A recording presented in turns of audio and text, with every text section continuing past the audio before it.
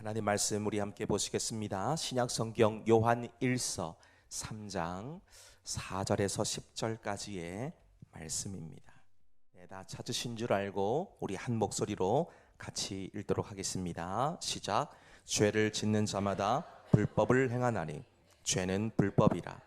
그가 우리 죄를 없애려고 나타나신 것을 너희가 아나니 그에게는 죄가 없느니라. 그 안에 거하는 자마다 범죄하지 아니하나니 범죄하는 자마다 그를 보지도 못하였고 그를 알지도 못하였느니라. 자녀들아, 아무도 너희를 미혹하지 못하게 하라.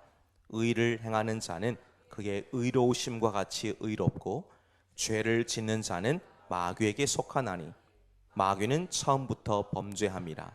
하나님의 아들이 나타나신 것은 마귀의 일을 멸하려 하심이라. 하나님께로부터 난 자마다 죄를 짓지 아니하나니 이는 하나님의 씨가 그의 속에 거함이요 그도 범죄하지 못하는 것은 하나님께로부터 났음이라. 이러므로 하나님의 자녀들과 마귀의 자녀들이 드러나나니 무릇 의를 행하지 아니하는 자나 또는 그 형제를 사랑하지 아니하는 자는 하나님께 속하지 아니하니라. 아멘. 네, 오늘부터 교회력으로는 새해입니다. 대림절을 맞이하게 되는데요. 이 대림절은 교회력으로는 새해로 우리가 표현하고 나타냅니다. 이 대림절이란 말은 기다릴 때 임할 임자를 써서 임함을 기다린다, 그런 의미예요. 왕이신 예수님의 도착을 기다리는 시간이다, 그런 의미예요. 라틴어에서 나왔는데요, 아드벤투스라는 말로 여기서 유래가 됐습니다. 도착하다, 오다, 그런 의미예요. 예수님이 다시 오실 것을 기다리며 사모한다라는 의미입니다. 자, 이런 대림절을 보면서 우리가 잊지 말아야 될 것은 주님은 반드시 다시 오신다는 것이고요, 오셔서 결산하신다는 겁니다. 이게 정말 중요한 것이지요. 비록 언제 오실지는 아무도 모릅니다만은 깨어서 주님이 다시 오실 날을 우리 늘 언제나 대망하며 살아야 되죠. 우리가 누군가를 기다릴 때 그 대상이 누구며 또 왜 오는지에 따라서 기다림의 태도가 달라질 수밖에 없지 않습니까? 주문한 택배 물건을 기다리는 것과 수십 년간 떨어져 있던 남과 북의 이산 가족이 만남을 고대하고 기다리며 기대하는 것은 그 마음가짐이 하늘과 땅 차이 아닙니까? 오늘 저와 여러분이 읽으셨던 이 요한 1서의 말씀은 예수님의 제자인 사도 요한이 에베소에 있는 교회들과 주변에 있는 성도들에게 믿음의 확신을 갖게 만들기 위해 쓰였습니다. 그리고 거짓 교훈에 경계하면서 맞서기 위한 목적으로 지금 편지를 썼다는 겁니다. 그러면서 몇 가지 중요한 주제를 우리들에게 강조를 하고 있는데요, 하나님과 믿음의 여정을 같이 하는 사람들을 서로 사랑하라는 겁니다. 여기 요한 1서 말씀 보시면 사랑하라는 말이 엄청나게 많이 나와요. 사랑하라는 거예요. 그리고 우리의 죄를 고백하고 성결함을 가지고 살아가고 영적 분별력을 가지고 성령님의 인도하심을 따라가라, 강조하는 것이 요한 1서의 말씀이에요. 자, 여러분, 예수님이 이 땅에 왜 오셔야만 됐을까요? 우리를 하나님의 자녀가 되게 하시기 위함이지요. 이것이 오늘 본문의 말씀 보시면 하나님의 자녀된 우리들이 세 가지 특권과 그 증거에 대해서 사도 요한이 잘 얘기하고 있습니다. 오늘 이 말씀을 저와 여러분이 함께 나누면서 우리가 놓치고 있고 또 온전하게 확인하지 못하고 있는 영적 자존감을 우리 다시 한번 회복하며 복음의 감격이 저와 여러분에게 다시 한번 주어질 수 있는 은혜가 될 수 있기를 바라는 마음으로 이 말씀을 살피도록 하겠습니다. 자, 먼저 그렇다면 오늘 내가 누군지에 대해서 본문이 가르쳐 주는 것을 보시기를 바래요. 자, 본문 말씀 다시 읽어보실까요? 4절에서 5절의 말씀입니다. 같이 읽겠습니다. 시작. 죄를 짓는 자마다 불법을 행하나니 죄는 불법이라. 그가 우리 죄를 없애려고 나타나신 것을 너희가 아나니 그에게는 죄가 없느니라. 아멘. 자, 내가 누군가에 대해서 오늘 본문이 우리에게 뭘 얘기하고 있습니까? 나는 죄 씻음 받은 하나님의 자녀다라고 하는 것을 말씀하고 있어요. 여러분, 우리가 당당하게 나는 하나님의 자녀입니다 라고 말하기 위해서는 먼저 해결되어져야 될 문제가 있습니다. 바로 죄의 문제죠.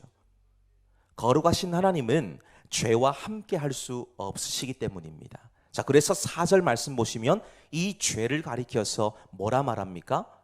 불법이다, 불법이다. 불법이 뭡니까? 법을 어긴 거지요.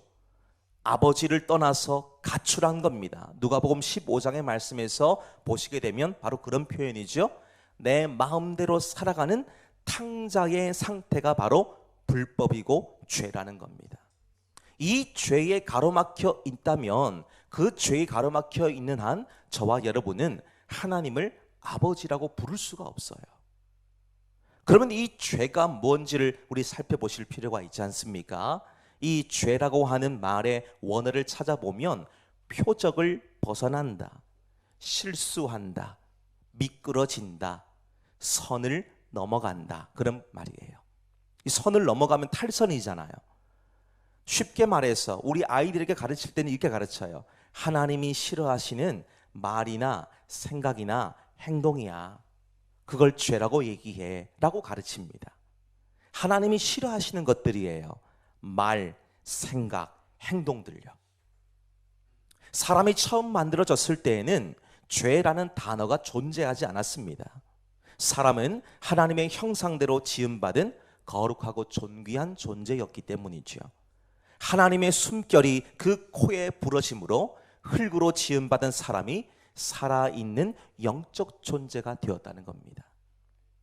근데 창세기 3장의 말씀 보면 마귀로부터 시작되어진 이 죄가 하나님과 우리 사이를 완전히 갈라지게 만들었습니다. 거룩하신 하나님을 만나거나 그분과 깊은 교제를 더 이상 나눌 수 없도록 만드는, 성경의 표현을 빌리면 사망이 왕노릇하는 존재가 되어졌다는 거예요. 그 결과로 사람은 죄에 대한 대가를 받게 됐습니다. 땅이 저주를 받았기 때문에 이제는 땀을 흘려서 땅을 개간해야만 먹을 것이 주어지게 됐고요. 고통과 수고는 덤으로 따라오는 겁니다.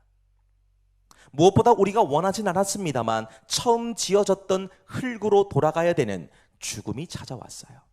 이것이 죄의 결과고요, 죄인의 운명이라는 것이지요. 에베소 2장 3절의 말씀 보면 전에는 우리도 다 그 가운데에서 우리 육체의 욕심을 따라 지내며 육체와 마음에 원하는 것을 하여 다른 이들과 같이 본질상 진노의 자녀이었더니 말씀하죠. 우리는 본질상 진노의 자식들이라는 거예요. 죽을 수밖에 없는 존재라는 겁니다. 근데 하나님께서는 이런 우리를 그냥 버려두지 않으셨습니다. 불쌍히 여겨주시죠. 죄로 인해서 파괴되어진 이 문제를 해결해 주시기 위해서 그의 아들 독생자 예수 그리스도를 우리에게 보내주셨습니다. 이걸 오늘 본문의 말씀 5절에서도 보세요. 뭐라고 얘기합니까? 그가 우리 죄를 없애려고 나타나신 것을 너희가 아나니. 그렇죠. 예수님이 오신 목적이 뭐라고 얘기합니까? 우리 죄를 없애주시기 위해 오셨다라고 말씀합니다. 그리고는 우리가 다시 참 좋으신 아버지 하나님의 품에 안길 수 있도록 죄의 장벽을 허물어 주시기 위해 우리에게 오셨다는 거예요. 특별히 오늘 본문의 말씀 5절의 말씀에도 나옵니다만 죄를 없애려고 이런 말이 나오죠. 죄를 없애려고, 죄를 들어 올리려고, 죄를 짊어지고 치워버리려고, 죄를 제거하려고, 이런 의미예요. 구약에서는 사람의 모든 죄를 대신 덮어쓰고 죽어야만 되는 염소 2마리를 준비를 합니다. 항상 이 죄의식을 행할 때, 속죄일을 행하게 될 때에 염소를 준비를 하는데요, 2마리를 준비합니다. 한 마리는 여호와의 염소고요, 또 한 마리는 아사셀이라는 염소를 준비합니다. 여호와의 염소는 제단에서 속죄 제물로 잡아서 피를 이 제단과 성소 주변에 이렇게 뿌리는 정결 의식을 행할 때에 쓰이는 겁니다. 즉 이 여호와의 염소는 죄값을 대신 치르는 염소라는 거예요. 근데 또 하나의 염소가 있다 그랬죠. 아사셀이라는 염소가 있습니다. 아사셀이란 말은 죄를 완전히 제거해서 보낸다, 그런 말이에요. 이때 제사장들이 뭘 하느냐? 염소의 머리에다가 두 손을 얹어서 이스라엘의 모든 죄를 다 고백해서 그 염소가 대신 갖고 가도록 만드는 거예요. 그리고는 염소를 광야로 떠나보내거나 아니면 절벽으로 데려가서 떨어뜨립니다. 그럼 염소가 어떻게 되죠? 죽죠. 광야로 보내면 어떻게 됩니까? 역시나 사나운 맹수들이나 아니면 모래바닥에 그냥 파묻혀서 죽임을 당하게 되지 않습니까? 무슨 의미겠습니까? 죄가 백성들의 진영에서 완전히 떠나갔다. 더 이상 죄가 그들을 정죄할 수 없다라는 것을 상징적으로 보여주는 거예요. 근데 문제가 뭘까요? 치명적인 문제가 있어요. 이 같은 짐승의 대속으로는 우리의 죄를 영원히 없앨 수가 없다는 겁니다. 그 피는 완전하지 않기 때문이에요. 짐승이 수백 마리, 수천 마리, 수십만 마리가 죽어도 그 피는 우리의 죄를 영원히 사해줄 수가 없습니다. 그래서 우리에게는 완전하고도 완벽한 죄의 문제의 해결자가 필요했죠. 그분에 대해서 히브리 9장 12절 말씀은 이렇게 말씀합니다. 염소와 송아지의 피로 하지 아니하고 오직 자기의 피로 영원한 속죄를 이루사 단번에 성소에 들어가시니라. 여러분, 이분이 누구십니까? 예수님이세요. 예수님께서는 이 구약시대 때 짐승이 하던 역할을 대신해 주셨는데 우리 인생의 모든 더러운 죄짐을 지고 십자가라는 형틀에서 우리 대신 피를 쏟아주셨어요. 그래서 이 죄의 문제를 영원히 치워버리셨습니다. 누가 이렇게 한다고 해서 죄 문제가 해결되겠습니까? 아무리 뛰어난 성품을 지녔고 희생 정신을 가지고 있는 사람이 인류의 모든 죄를 다 짊어지고 죽는다고 해도 우리 죄의 문제는 여전히 그대로인 거예요. 왜 그렇습니까? 우리 앞서 에베소 2장 3절 말씀 보셨지만 우리는 본질상 진노의 자식들이고 죄인들이기 때문이에요. 이게 꺾여지지 않는 겁니다. 그런데 예수님께서 우리의 죄를 단번에 해결해 줄 수 있는 분이 되시는 이유가 뭘까요? 오늘 5절 하반절 말씀 보십시오. 뭐라고 말합니까? 죄가 없으신 분이시다 라고 얘기합니다. 그러니까 예수님이 흘리시는 보혈은 보배롭고 존귀한 피예요. 베드로전서 1장 18절 19절 말씀을 보십시오. 너희가 알거니와 너희 조상이 물려준 헛된 행실에서 대속함을 받은 것은 은이나 금같이 없어질 것으로 된 것이 아니요 오직 흠없고 점없는 어린 양 같은 그리스도의 보배로운 피로 된 것이니라 말씀하죠. 그 결과물이 어떨까요? 저와 여러분은 죄에 짓눌려서 살던 삶에서 이제는 자유를 얻었습니다. 공식적으로 우리는 하나님의 자녀가 된 거예요. 이것이 대림절의 시간에 우리가 늘 깨닫고 붙잡아야 될 복음의 핵심이고 자녀됨의 특권이라는 거예요. 이 복음의 진리를 우리 심령에 잘 새김으로 흔들리지 않는 구원의 감격과 기쁨 속에 살아갈 수 있는 저와 여러분 되시기를 축복합니다. 여러분들이 누구시라고요? 오늘 첫 번째 뭐였습니까? 죄 사함을 받은 하나님 뭐예요? 그렇죠. 하나님의 자녀들입니다. 절대 잊지 마시기를 바랍니다. 두 번째도 보십시오. 8절 말씀입니다. 우리 함께 읽겠습니다. 시작. 죄를 짓는 자는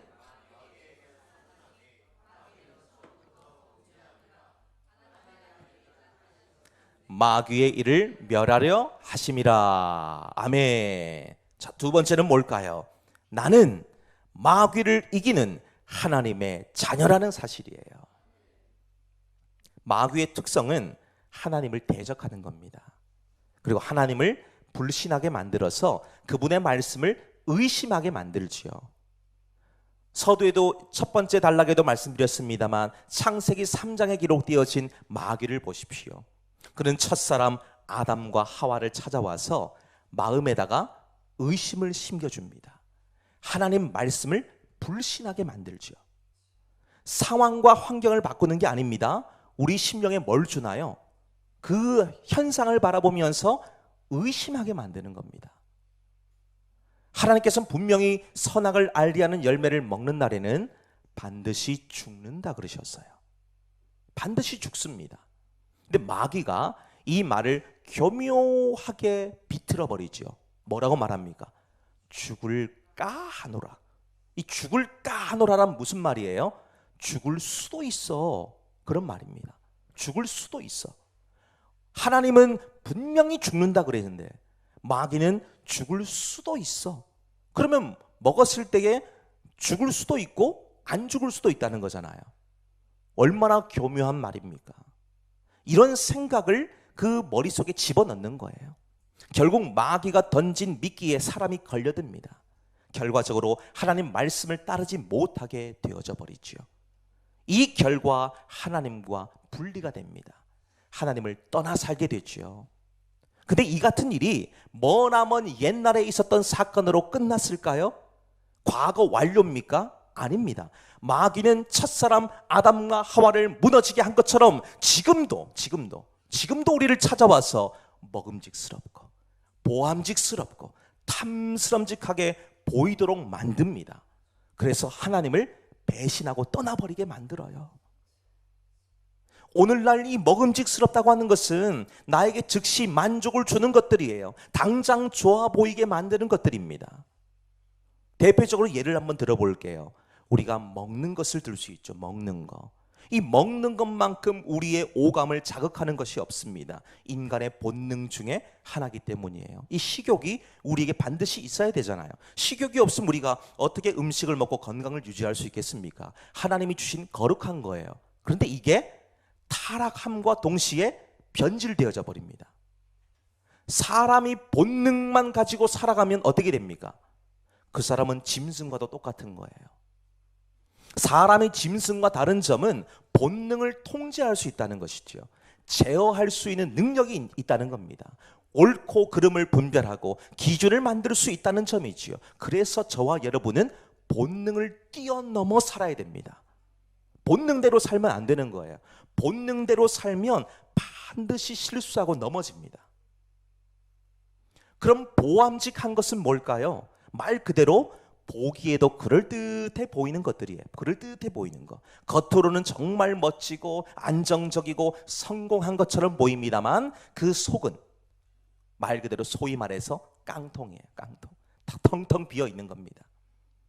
우리 인터넷을 보시다 보면 어떤 사람들이 자기가 차 산 거 막 자랑하고 호화롭게 여행하고 있는 그런 일상들을 올리는 것들을 보신 적이 있으실 거예요. 여러분 그런 것을 보시면서 어떤 생각이 좀 드시나요? 그냥 자아가 건강하신 분들은요, 뭐 그럴 수도 있겠구나. 아유 좋은 데 갔네. 이러고 마시거든요. 근데 좀 상대적으로 낮으신 분들 어떨까요? 이런 걸 왜 올리지? 나는 지금 뭐 하고 있는 거지? 이렇게 되는 거예요. 저 사람은 성공해서 저런 삶을 살고 나는 실패해서 이런 삶을 사는가 보다 말하게 만들어서 보이는 것에 마음을 뺏기게 만드는 것, 이게 바로 보암직한 겁니다. 여기에 마음을 뺏기시면 안 되는 거예요. 그럼 탐스럼직한 것은요, 여러분 이게 정말 위험한 것이기 때문에 세 번째는 좀 더 강조를 드릴게요. 이 탐스럼직한 것은 스스로를 합리화시키는 욕망입니다. 스스로를 합리화시키는 거예요. 그래서 이 말을 좀 원어적인 것을 찾아보니까 이렇게 되어져 있더라고요. 지혜롭게 해줄 것처럼 보이게 만드는 것. 지혜롭게 해줄 것처럼 보이도록 만드는 겁니다. 즉 자기 인생에 도움이 되고 유익을 줄 것 같은 착각을 가지게 만드는 것이에요. 이걸 가지면 내 삶이 더 나아질 거야. 이 정도의 편법은 다 누구나 하는 거니까 이거 내가 하면 나를 더 똑똑하게 보이게 만들 거야. 아니 뭐 약간의 거짓말 이걸로 관계가 좋아질 수 있다면 더 좋은 거 아니야? 이 정도의 타협은 지혜로운 거야. 괜찮아. 타협하게 만들죠. 스스로를 좀 더 합리화시키는 겁니다. 죄가 지혜로운 것처럼 보이도록 스스로 포장하는 것, 성경은 이것을 탐스럼직하다라고 얘기합니다. 여러분, 우리가 사시면서 거짓말 한 번도 안 하고 사셨나요? 지금 여러분들이 살고 계시면서 거짓말 한 번도 안 하고 사셨어요? 아니, 그런 분은 아무도 안 계십니다. 근데 우리는 어떻게 스스로를 합리화시키시죠? 그 정도는 하얀 거짓말이야. 괜찮아. 그거 거짓말 한 번 해가지고 만약에 사람과의 관계가 좋아진다면 오히려 더 좋은 거 아니야? 더 하나님께 영광되는 거 아니야? 라고 합리화를 시킨다는 거예요.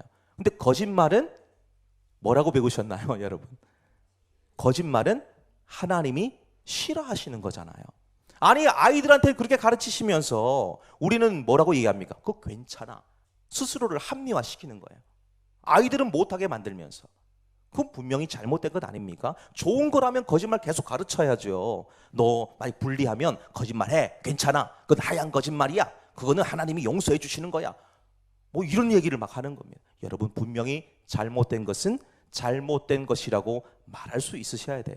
그건 하나님이 싫어하시는 거잖아요. 그럼 우리가 최대한 안 하도록 사셔야죠. 최대한.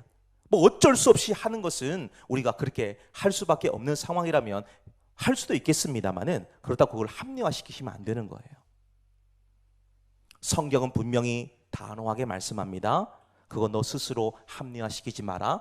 탐스럼직한 거야 라고 말씀하세요. 자, 여러분, 이 세 가지를 제가 왜 계속 강조를 드릴까요? 이 세 가지 욕망에 딱 걸려들면 그때부터 우리 안에 찾아오는 것들이 있기 때문입니다. 뭐가 찾아올까요? 의심과 불신이 찾아옵니다.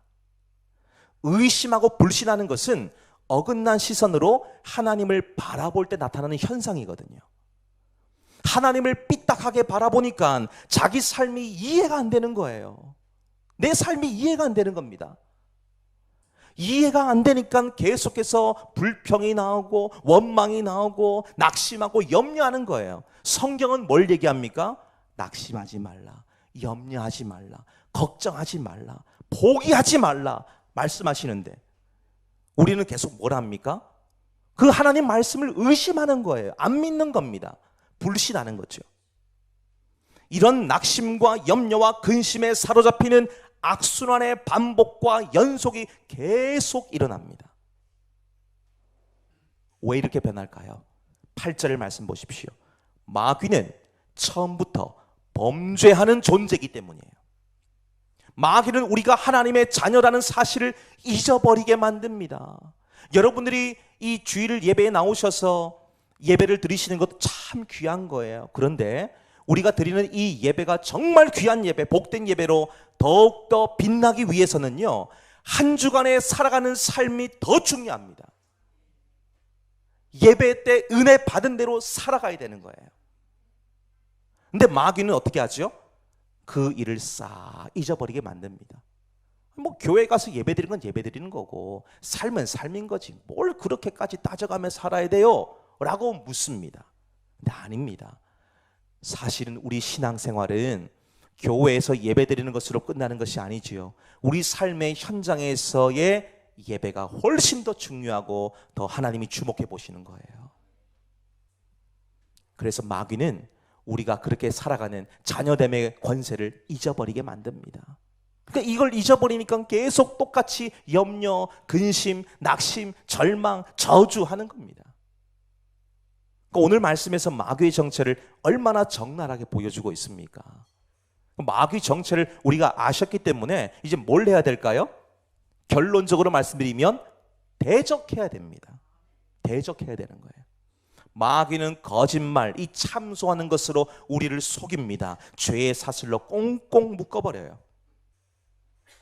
특별히 하나님 자녀됨의 신분과 권세를 하나도 쓰지 못하게 만듭니다. 이것이 마귀가 우리를 집어삼키기 위해서 만들어 놓은 교묘한 함정이고 덫이에요. 우리는 마귀의 이 교묘하고 더럽고 추악한 일을 완전히 제거하지 않으면 반복적으로 당하는 겁니다.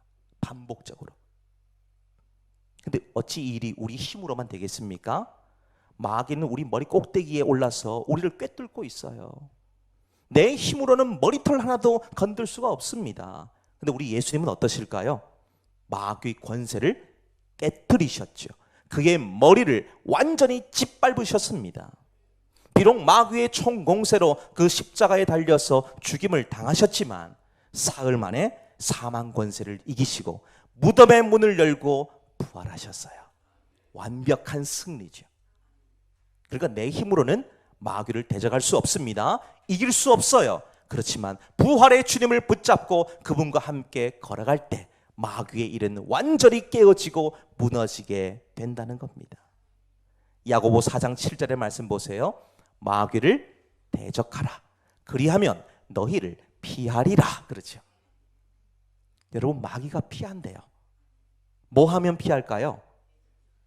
예수 이름 붙들고 대적하는 겁니다. 여러분, 마귀는 어르고 달래는 타협의 대상이 아닙니다.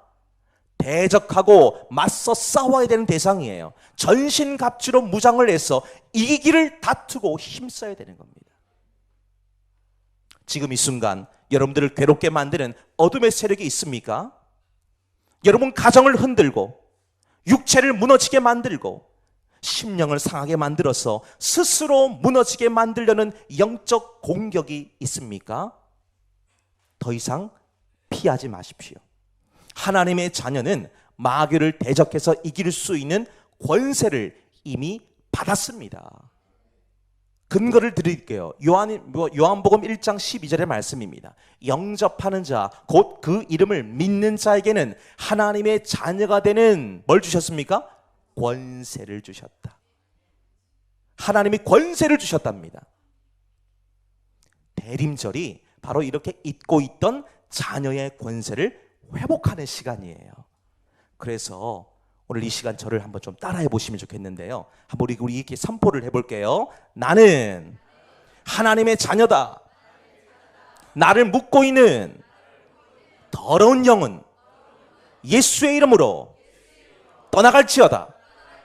쫓겨나갈지어다. 아멘. 여러분 이 선포를 꼭 하시기를 바라요. 마귀는 대적하면 물러갑니다. 우리의 하나님을 바라보지 못하게 만드는 믿음 없는 눈을 완전히 하나님이 바꾸셔서 주님 바라보게 만드시지 않습니까? 근데 마귀는요, 그 눈을 싹 멀게 만들죠. 하나님 바라보지 못하게 만드는 거예요. 현실에 빠져 살게 만듭니다. 현실에. 현실에 빠져 살면 벗어날 수가 없는 거예요. 이 현실은 말 그대로 늪과도 같잖아요. 가면 갈수록, 하면 할수록 계속 무너지는 것밖에 없습니다. 그래서 담대하게 이 선포를 하시기를 바라요. 승리는 이미 우리 것이거든요. 그래서 종교개혁자 루터가 이런 말을 했습니다. 새가 여러분의 머리 위에서 날고 있는 것은 어떻게 할 수 없지만 머리 위에 둥지는 틀지 못하게 할 수 있다. 머리 위에 둥지 못 틀게 하는 거예요. 마귀가 이 세상 지배하기 때문에 우리에게는 미혹들이 참 많습니다. 그렇지만 우리를 넘어지게 만들고 깨지게 만드는 불량한 것들이 내 심령에 들어오지 못하도록 우리는 대적해야 됩니다. 그래서 마음을 지키셔야 되는 거예요. 잠언 4장의 말씀처럼 무릇 지킬 만한 것 중에 너희 마음을 지켜라. 왜? 생명의 근원이 여기서 나기 때문이다. 여러분 마음에서 나는 거예요. 마음을 잘 지키시기를 바랍니다. 마귀의 일을 완전히 멸하셔야 되는 거예요. 우리를 올가매고 무너지게 만들고 주님 바라보지 못하게 만드는 모든 것들은 이미 예수님의 손에서 하나 없이 패한 줄로 알고 감사와 영광을 올려드리시기를 축복합니다. 그럼 세 번째 보실까요? 9절에서 10절의 말씀입니다. 우리 함께 읽겠습니다. 시작. 하나님께로부터 난 자마다 죄를 짓지 아니하나니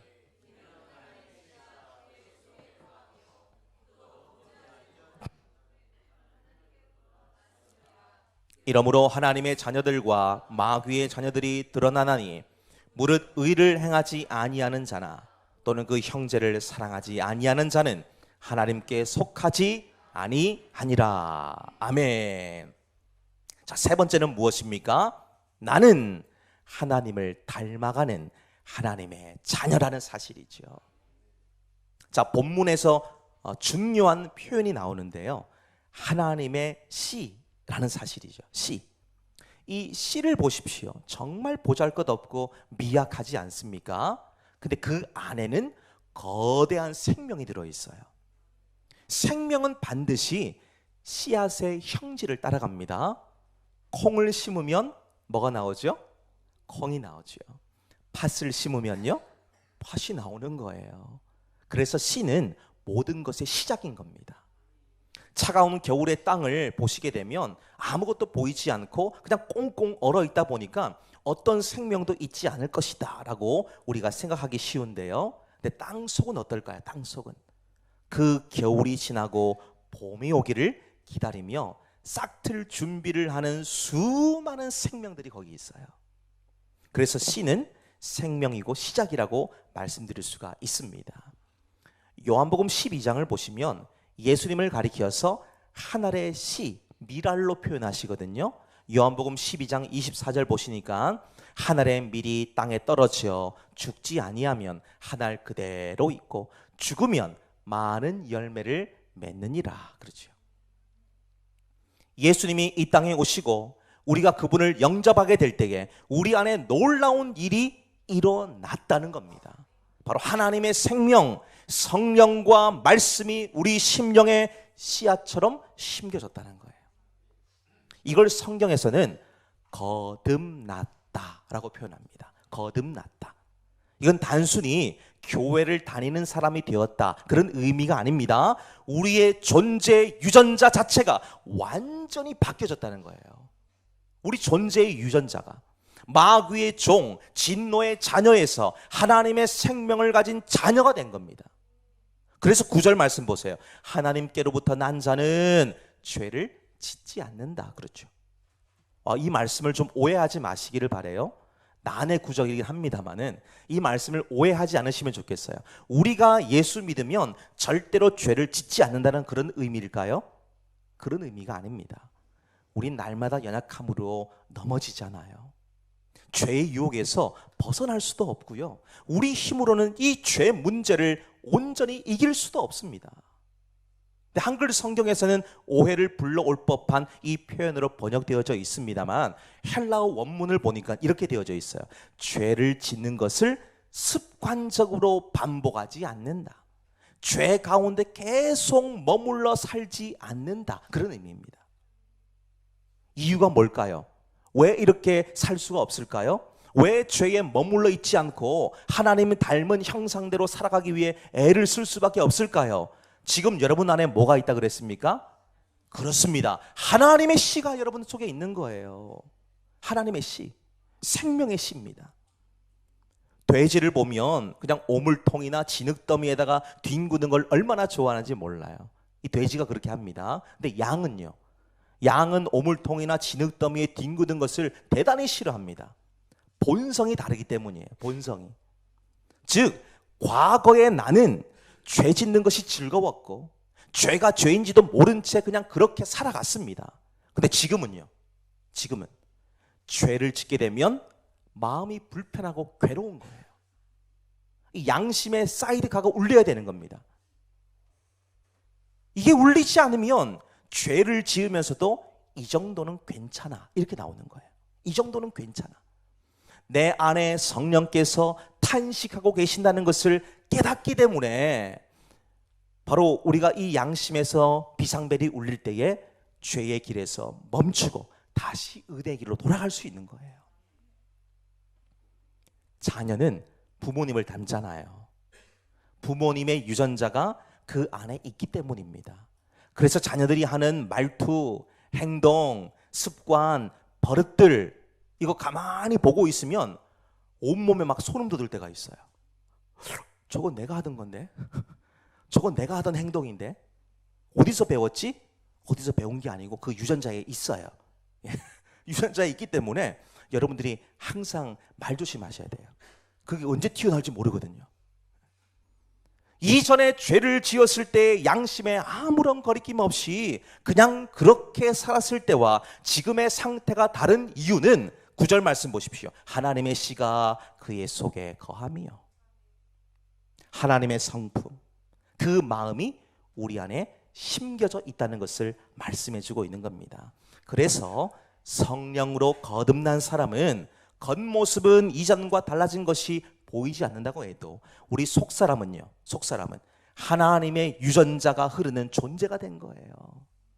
하나님의 생명을 받은 사람이 어찌 습관적으로 죄 가운데 머물러 있을 수 있겠습니까?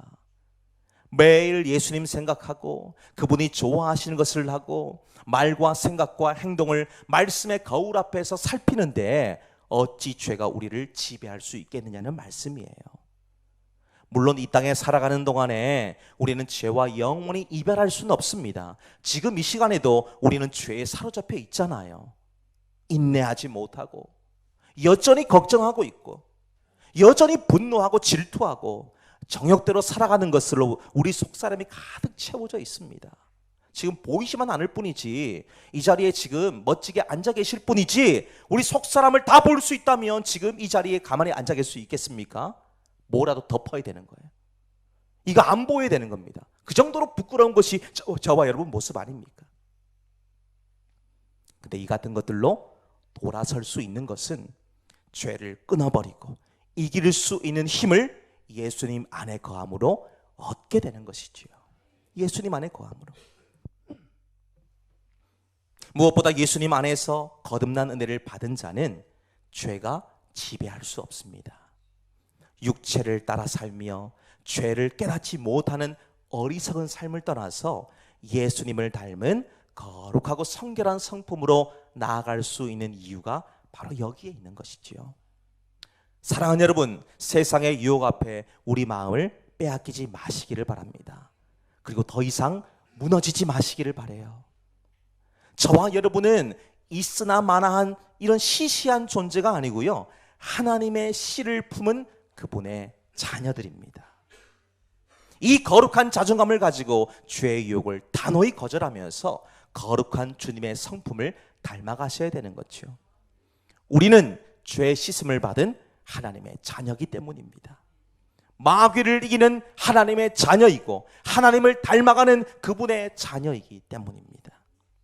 이 놀라운 신분의 변화가 오늘 우리에게 있기 때문에 어디서든 어떤 자리에서든 당당히 오늘 말씀의 제목처럼 나는 하나님의 자녀입니다 라는 고백을 할 수 있으셔야 되겠죠. 한 주간도 이런 하늘 권세로 승리하시는 저와 여러분 되시기를 주님 이름으로 축복합니다.